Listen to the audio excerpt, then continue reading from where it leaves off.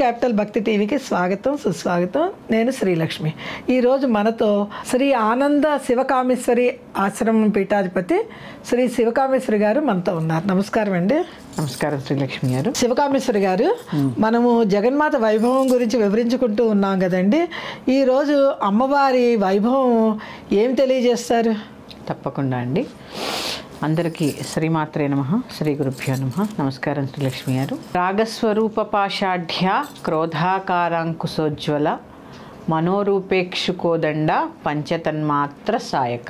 ఇక్కడ వరకు చెప్పుకున్నాం. ఇక నిజారుణ ప్రభాపూర మజ్జత్ బ్రహ్మాండ మండల. ఇక్కడ నేను మన ప్రేక్షకులందరికీ, స్త్రీమూర్తులందరికీ కూడా ఒక విషయం తెలియజేస్తున్నాను. చెప్పండి. ఈ లలితా సహస్రనామాల్లో ఒక్కొక్కటి షోడశాక్షరి అని చూడండి, పంచాక్షరి అని, అష్టాక్షరి అని ఇట్లా ఉంటాయి. ఈ షోడశాక్షరి ఎక్కడొస్తుందో అక్కడ ఆ వాక్యాన్ని, ఆ స్టాంజాన్ని ఎక్కడ విడదీసి చదవకూడదు, ఎక్కడా విడతీయకూడదు. అది వచ్చిందని ఎలా తెలుస్తుందంటారు? ఎలా తెలుస్తుందంటే చూడండి, నిజారుణ ప్రభాపూర. ఈ రా అనేది 8వ అక్షరం. అవునండి. ఈ 8వ అక్షరం దగ్గరే చాలా జాగ్రత్తగా చదవాలి మనం. దీర్ఘం ఉందనుకోండి దాన్ని విడదీయచ్చు. దీర్ఘం లేకపోతే ఎట్టి పరిస్థితుల్లో అక్కడ విడదీయకూడదు అని అర్థం. దీర్ఘం లేకపోతే కలిపి చదివేయాలి అన్నట్టు. నిజారుణ ప్రభాపూర మజ్జత్ రా అని వస్తే విడదీయాలి, కానీ రా వస్తే విడదీయకూడదు. చాలా మంది ఎలా చదువుతారంటే నిజారుణ ప్రభాపూర మజ్జత్ బ్రహ్మాండ మండల అంటారు. అలా కాకుండా రాకి దీర్ఘం పెట్టకుండా నిజారుణ ప్రభాపూర మజ్జత్ బ్రహ్మాండ మండల. ఆ చదవడంలోనే ఆ యొక్క అందం, ఆ ఛందస్సుని పలకడంలోనే అందం. దాని అర్థం కూడా గొప్పది కదండి. గొప్పది. ఇక్కడ ఏంటి? నిజారుణ ప్రభాపూర మజ్జత్ బ్రహ్మాండ మండల.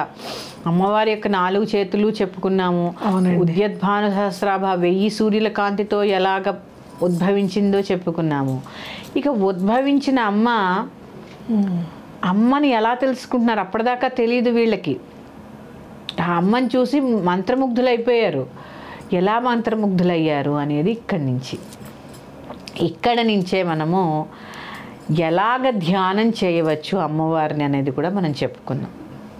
ఒక స్థితిలో కూర్చోవడం, పద్మాసనంలోనో లేకపోతే చక్కగా కంఫర్ట్గా ఉన్న కుర్చీలోనో కూర్చోవడం. అమ్మని ఎలాగ ధ్యానం చేసుకోవచ్చు మనకి మనమే.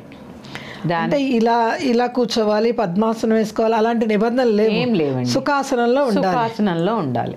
ఎందుకంటే అందరూ కింద పెద్ద వయసు వచ్చి చేసి ఇలాంటి కంఫర్ట్గా చైర్లో కూర్చోవడం, రిలాక్స్. ఎప్పుడైనా అమ్మవారి సింహాసనం లాగా భావించి మంచి చోటు కూర్చోవడం, వసతి ఉన్న చోట కూర్చోవడం. ఆవిడ ఎందుకంటే మనం కూర్చున్న ఆసనాన్ని ఎంత కంఫర్ట్గా ఉంటే అంత బాగా ధ్యానం చేయాలండి, ప్రశాంతతగా ఉంటుంది. బలవంతంగా కూర్చున్నాం అనుకోండి, కాళ్ళ నొప్పులో చేతుల నొప్పులో అలా అక్కర్లేకుండా చక్కగా కంఫర్ట్గా కూర్చుని ఇక్కడి నుంచి మనం కొన్ని నామాల వరకు అమ్మని ఎలాగ ధ్యానం చేయాలో నేర్చుకుందాం. కొన్ని నామాల వరకు చూడండి, ధ్యాన శ్లోకాల నుంచి మొదలుపెట్టాను. ధ్యాన శ్లోకం అంటేనే ధ్యానం చేయడం కదా. కరెక్ట్. సింధూరారుణ విగ్రహ అంత్రినయన మాణిక్యమౌళి స్ఫురత్ తారానాయక శేఖరాం అనగానే ఆ చంద్రవంక గుర్తు రావాలి. స్మితముఖి అనగానే నవ్వు గుర్తు రావాలి. అలాగా ఇప్పుడు అమ్మవారిని ఎలాగా ధ్యానం చేసుకోవాలో తెలుసుకుంటూ ఇక్కడ నిజారుణ ప్రభాపూర మజ్జత్ బ్రహ్మాండ మండల. నిజమేంటి? మొదలే ఉంది. నిజమేంటి? అరుణమేంటి? మజ్జత్ అంటే మునకలు వేయడం. ఈ బ్రహ్మాండం అంతా ఎలా మునకలు వేస్తోంది? అద్భుతం కదండి. తలుచుకుంటేనే అమ్మో, బ్రహ్మాండం అంతా అమ్మవారి చేతిలో ఉంది. అమ్మవారు ఎగ్జాంపుల్ చెప్పనా మీకు? చెప్పండి. గులాబ్ జామున్లా, పాకల్లో గులాబ్ జామున్లా మొలకలేస్తుంది అనమాట. ఎందుకంటే బ్రహ్మాండం, అన్ని బ్రహ్మాండాలు ఎలా ఉంటాయి? గోల్గా ఉంటాయి. అవన్నీ కూడా ఎలా మొలకలేస్తున్నాయి? పాకంలో గులాబ్ జామున్లా మొలకలేస్తున్నాయి. ఎంత అర్థమయ్యే ఉదాహరణ చెప్పారు. అందుకే నిజ అరుణ, నిజమైనది. నిజారుణ ప్రభాపూర మజ్జత్ బ్రహ్మాండ మండల. అప్పుడు అసలైన అరుణము, అసలైన చైతన్యము నిజము కదా. అక్కడ నిజమైన ఆవిడ యొక్క మేని కాంతి చైతన్యము. ఇక్కడంటే ఉద్యద్భాను సహస్రాభా చతుర్బాహు సమన్విత అన్నప్పుడు శ్రీచక్రంలో ఉద్భవించిందని చెప్పాను. అవును కదా. ఇక్కడ శ్రీచక్రమే చైతన్యం, శ్రీచక్రమే ఆవిడ యొక్క మేని. ఎలా ఉంది? శుద్ధ చైతన్యం, నిజ అరుణము. అరుణం అంటే జ్ఞానము, చైతన్యము. అరుణము అంటే జ్ఞానము, చైతన్యము. అంతేగా చైతన్య శక్తే కదా. అరుణ కిరణములు అంటూ ఉంటాం కదా, సూర్యుడి కిరణాలు చైతన్యవంతమైన శక్తే కదా. అలా ప్రవహిస్తూ ఉంటుంది ఆ చైతన్యము. అక్కడెక్కడో మొదలుపెట్టి సూర్యకిరణం మూల దాకా, ప్రతి మూల దాకా. మళ్ళీ ఈ సందర్భంగా ఒకటి చెప్పుకోవాలి, జ్యోతి శివస్వరూపుడు, నిశ్చలంగా ఒక చోట ఉన్నాడు. ఇక్కడ నిశ్చలంగా ఉన్న ఆయనకి సృష్టి చేయాలనిపించింది. ఇక్కడ చూడండి, ఆయన మనసులో వచ్చింది. ఎలా వచ్చింది? అమ్మ ఆయన మనసులో ఉండబట్టి కోరిక కలిగింది. అవును కదా. ఇక్కడ నేను సౌందర్యలహరిలో ఒక శ్లోకం, మొదటి శ్లోకం చెప్పుకుందాం. శివశక్త్యా యుక్తో యది భవతి శక్తః ప్రభవితుం న చేదేవం దేవో న ఖలు కుశలస్పందితుమపి అతస్త్వామారాధ్యాం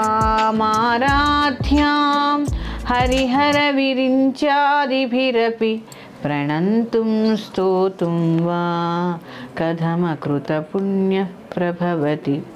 అంటే అక్కడ ఏమైంది? శివుడు శక్తితో కూడినప్పుడు మాత్రమే సృష్టించగలడు. అంటే చైతన్యము, శివుడి దగ్గర కూడా చైతన్యం ఉన్నప్పుడు మాత్రమే ఏదైనా చేయగలడు.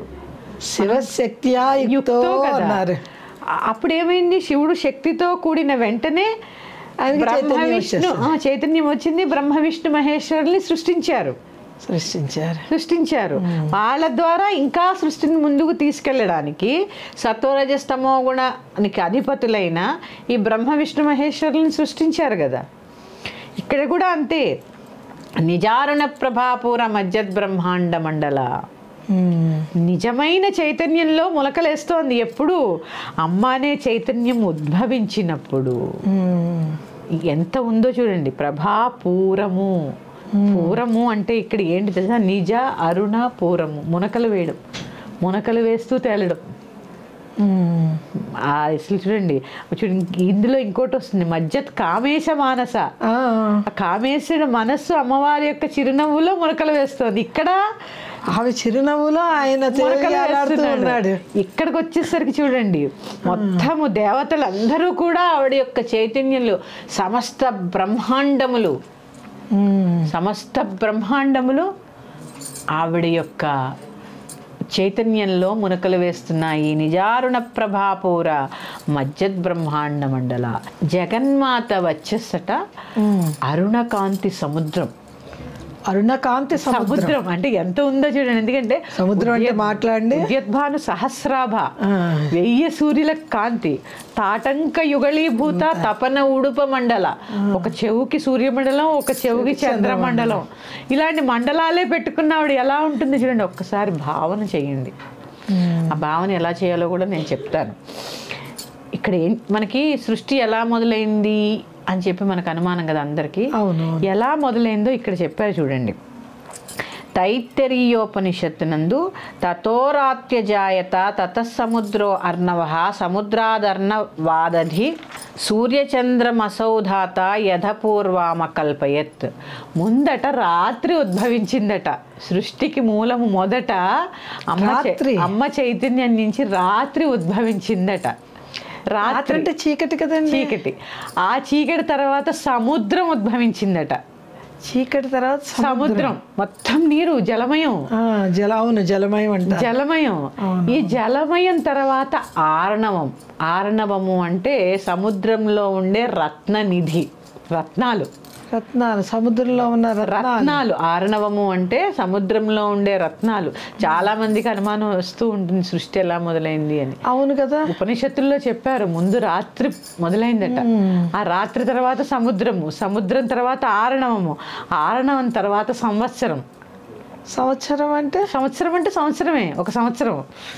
తర్వాత అక్కడ నుండి రాత్రి, పగలు, సూర్యుడు, చంద్రుడు, ఇలా సృష్టి అంతా ఏర్పాటు అప్పుడు జరిగింది.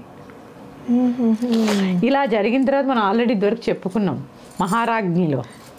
అమ్మ ఏ సంసారం అంటే ఏంటి, ఏమేంటి, ఇక్కడ ఏం చెప్తున్నారు, ఒక బ్రహ్మాండానికి అధిపతి ఒక సూర్యుడు, అలాంటి బ్రహ్మాండాలు కలిపి ఒక జగత్తు, ఇలాంటి జగత్తులు కలిపి అన్ని విశ్వాలు, ఇవన్నీ మనం చెప్పుకున్నాం. ఇక్కడ అలాగే చిన్మండల సంసారము, సన్మండల సంసారం, చిన్మండల సంసారం, ఆనందమండల సంసారం, అవన్నీ చెప్పుకున్నాం మనం.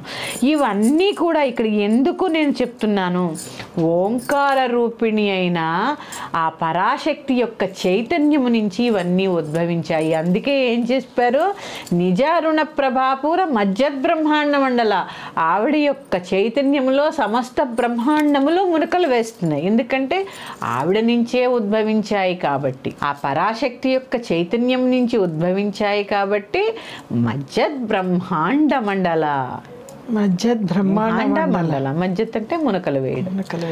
ఆ యొక్క దేవి యొక్క చైతన్యము తోటి ఆ మొత్తం సమస్త జగత్తు కూడా మునకలు వేస్తోంది. దేవతలందరూ కూడా, ఎందుకంటే భండాసురుడి వల్ల నీరసించిపోయారు, మళ్ళీ అమ్మ నుంచి శక్తితో సృష్టించబడ్డారు, చిదగ్నిలోంచి వచ్చేసారు కదా. జ్ఞానాగ్నిలోంచి పుట్టిన వాళ్ళు మహా తేజోవంతులైన దేవతలు అయిపోయారు. ఈ దేవతలు అమ్మ యొక్క చైతన్యంలో ములకలేసేస్తూ ఉన్నారు. ఆ చైతన్యం అనే సముద్రంలో మునకలు వేస్తూ ఉన్నారు. ఎంత బాగుంది చూడండి ఆ ఊహే. ఊహే అద్భుతంగా ఉంది. ఇప్పుడు ఆ చైతన్యం నుంచి ముందు సముద్రము, తర్వాత ఆర్ణవము, తర్వాత సంవత్సరము, తర్వాత రాత్రి, తర్వాత పగలు, అలాగే తర్వాత సూర్యుడు, చంద్రుడు, సృష్టి, ఇవన్నీ కూడా ఆ చైతన్యం నుంచి సృష్టించబడ్డాయి. అందుకని నిజారుణ ప్రభాపూర మజ్జత్ బ్రహ్మాండ మండల, దీని యొక్క భాష్యం చెప్పుకున్నాం. ఇక్కడి నుంచి నేను చెప్పాను ఎలాగ దీన్ని మనం ధ్యానం చేయాలి. దీన్ని ధ్యానం చేయడం వల్ల మనకేమొస్తుంది, మనకు కూడా రావాలి కదా, అమ్మే కదా ఏదైనా ఇవ్వాల్సింది, మనిషిగా పుట్టాం కాబట్టి ఉండాలి కదా, ఏదైనా సరే ఆశలు ఉంటాయి కదా. దీన్ని ధ్యానం చేయాలి అంటే ఈ నిజారుణ ప్రభాపూర మజ్జద్ బ్రహ్మాండ మండల అని ధ్యానం చేయడం వల్ల ఎలా ధ్యానం చేయాలి, మనకేమి వస్తుంది చెప్పుకున్నాము. ఇక్కడ వరకు మనము ఆ నిజారుణ ప్రభాపూర యొక్క అర్థాన్ని తెలుసుకున్నాము. ఇక ఎలాగ ధ్యానించాలి అమ్మని అనే విషయాన్ని తెలుసుకున్నాము. శ్రీమాత్రే నమః.